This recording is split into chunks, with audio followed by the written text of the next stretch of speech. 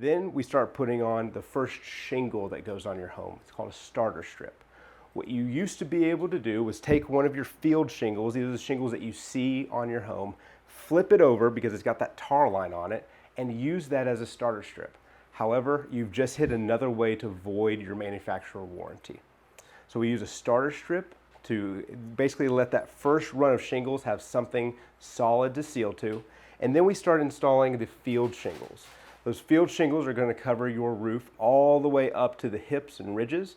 Those hips and ridges are just wherever your roof comes to a point and to any valleys where the roof comes to a point downwards.